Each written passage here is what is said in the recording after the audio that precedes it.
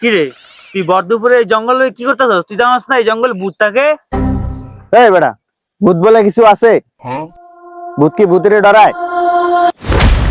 তুই কি ভূত নাকি?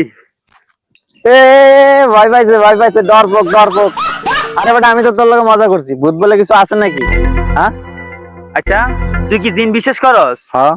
এই পৃথিবীতে জিন যেহেতু আছে, ভূতও আছে, পেতনিও আছে। তারেক ভাই, আপনি একলা একলা দাঁড়ায় গাল লাগে বগর বগর করেন। আমি তো কারো দেখতাছি না।